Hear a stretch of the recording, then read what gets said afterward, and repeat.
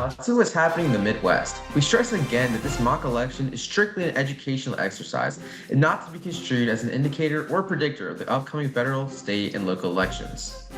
All right, Trijal. First up is Ohio. There, Harris got 44.5% of the vote and Trump 46.5%, meaning Trump gets 17 electoral votes. Now in Indiana, we have Harris receiving 9% of the votes and Trump receiving 70% of the votes. We have 11 electoral votes going to Trump. In my home state, Michigan, Harris got 62% and Trump 30%. Harris gets 15 electoral votes. Now it's a similar pattern in Wisconsin. We have Harris receiving 56% and Trump receiving 28%, with 10 electoral votes going to Harris. In Illinois, Harris got 44% and Trump 47%. Trump takes 19 electoral votes. Iowa, with Harris receiving 44% and Trump receiving 49%. So you have 6 electoral votes going to Trump. In Minnesota, Harris 65%, Trump 21%. 10 electoral votes go to Harris. On we go to North Dakota, with Harris receiving 36.5% and Trump receiving 57%. So you have 3 electoral votes going to Trump.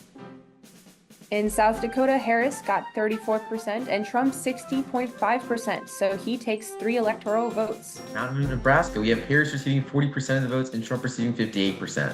So you have 5 electoral votes going to Trump. Again, Nebraska breaks the monotony by being one of the 2 states that proportionally distributes its electoral votes.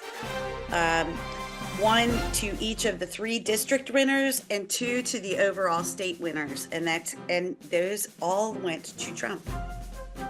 Out in Kansas, Harris gets 43% and Trump 48%, so Trump takes 6 electoral votes.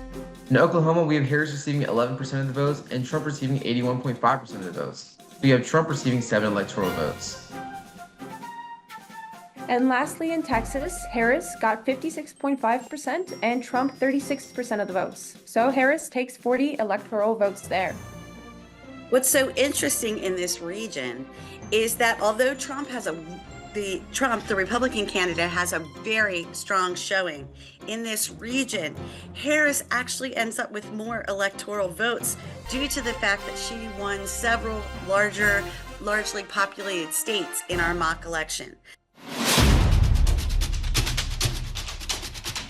All right, Trijal, let's step into some more of our generation's thinking with respect to politics and this election. In the partisan political landscape of today, many states are expected to vote Republican or Democrat, but there are swing states that tend to vary their vote by presidential election. Iowa is a swing state, and in the Midwest, states are won by just thousands of votes. Do you think your vote would matter more for these reasons? Well, I do think my vote would matter more in terms of the Electoral College. In states that are heavily partisan, it can seem pointless to vote if the result would not be swayed. Presidential races are usually run by a large portion of voters, but this election feels different. Younger adults tend to vote less compared to older age groups. According to a report done by Statista, in the last 50 years, youth voter turnout has varied between 39.6% to 55.4%. In 2020, youth voter turnout increased relative to recent years at 55%. Do you think youth are more inclined to vote today? Well, given the statistics you gave, I think that youth voter turnout will continue to increase, and our generation will help increase youth voter turnout. I do think a big contribution to the turnout is how the election is publicized and how controversial it is today. Speaking of election publicity, how do you get your information about the current campaigns? Well, I hear all about political campaigns over social media. There is a lot of contradictory information, so I usually don't know what to believe. The campaigns have become more about the person's character than their policies, which can be easier to understand, but I also think it strays from the most important parts of a campaign. How do you get information about voting? My parents vote, so I am lucky to hear the information from them.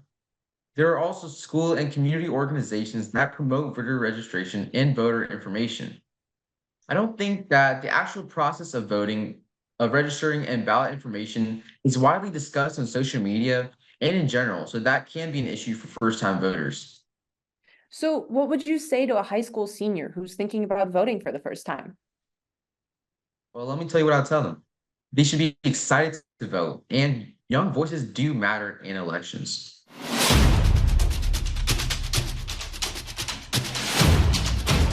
So America's mock election has a new partner this year, the USC Election Cybersecurity Initiative. The initiative is a nonpartisan independent project supported by Google to help protect campaigns and elections. They've been in all 50 states conducting cybersecurity workshops for campaigns, election workers, policymakers, and concerned citizens alike. Here now is a message from Adam Clayton Powell III, Executive Director. Thanks to America's mock election and its partners for providing this civics experience to our nation's youth.